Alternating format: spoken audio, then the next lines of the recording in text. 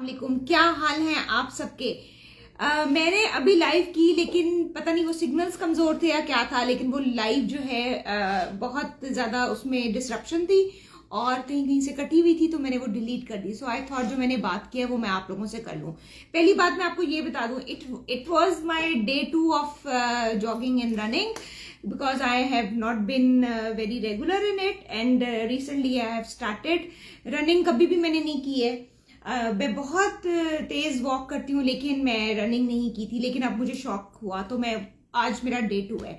और उसके बाद यूजुअली मैं लाइव करती होती हूँ। जब लाइव करती हूँ तो बहुत सारे जो ख्यालात आ रहे होते हैं वो मैं बताती हूँ। पता नहीं ऐसा क्यों है कि वर्कआउट के बाद, वॉक के बाद या कोई भी ऐसी फिजिकल एक्टिविटी करने के बाद मेरे दिमाग के अंदर जो है ना वो आना शुरू जाते हैं आइडियाज, जो मैंने आप लोगों से बात करनी होती है। तो आज की बात ये है, आप में से बहुत सारे लोग जो मेरे कॉलीग्स हैं वो रिव्यूअर्स भी होंगे नेशनल और इंटरनेशनल जर्नल्स के। मैं भी नेशनल और इंटरनेशनल जर्नल्स की रिव्यूअर हूँ, काफी सारे जर्नल्स की रिव्यूअर हूँ। तो रिव्यूअर होने के फायदे भी हैं, नुकसान भी हैं। तो सबसे पहले मैं बताऊंगी आपको फायदे क्या हैं। सबसे अहम और बड़ा फायदा यह है कि आपको कंटेम्प्रेरी ट्रेंड्स इन रिसर्च का पता चल जाता है। आपको ये पता चल जाता है आजकल लोग किन किन टॉपिक्स के ऊपर रिसर्च करना पसंद कर रहे हैं, पहला फायदा। दूसरा ये, आपको ये पता चल जाता है कि रिसर्च में इनोवेशन कितनी हुई है, नई मेथोडोलॉजी कौन कौन सी इस्तेमाल हुई है, क्वांटिटेटिव क्वालिटेटिव के अंदर जो और फील्ड्स हैं, उसके अंदर जो सब कैटेगरीज हैं, उनमें से ज्यादा का ट्रेंड क्या है। तो एक तो ये आपको पता चल जाता है।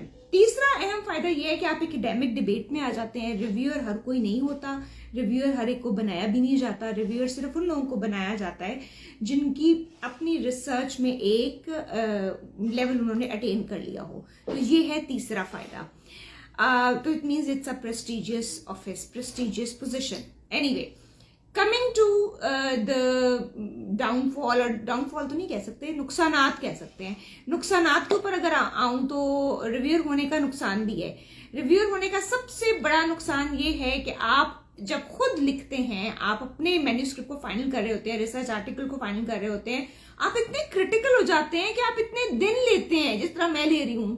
आपको अपनी लिखी हुई जो राइटिंग है, ड्राफ्ट है, वो उसके अंदर कोताहियां नजर आ रही होती हैं, क्योंकि आप रिव्यूअर रह चुके होते हैं या रिव्यूअर होते हैं। तो आपको पता होता है कि जब ये ड्राफ्ट रिव्यूअर के पास गया तो रिव्यूअर ने ये एतराजात लगाने हैं। तो आप इतना डर जाते हैं या इतना ज्यादा कॉन्शियस हो जाते हैं कि आप अपने ड्राफ्ट को फाइनल करने में यूजुअल से ज्यादा टाइम ले लेते हैं। ये सबसे बड़ा एक तो इसका नुकसान है। दूसरा ये है कि कभी कभार आप पढ़ पढ़ के आपका आइडियलिज्म भी पाश हो जाता है। जब अजीबोगरीब किस्म के मैन्यूस्क्रिप्ट आपके पास आते हैं तो आप कहते हैं ये क्या लिखा है, इट मेक्स नो सेंस। और खासतौर पे एआई आने के बाद तो जब रिव्यूअर के पास ड्राफ्ट आता है और वो देखता है, चैट जीपीटी का पैटर्न देखता है उसके अंदर, राइटिंग के अंदर, तो उसका और ही मूड खराब हो जाता है। तो ये कुछ नुकसानात भी हैं और कुछ फायदे भी हैं। तो ये बेसिकली मैंने आज आपसे बात करनी थी। जब मैंने वॉक खत्म किया था तो I wanted to talk about it.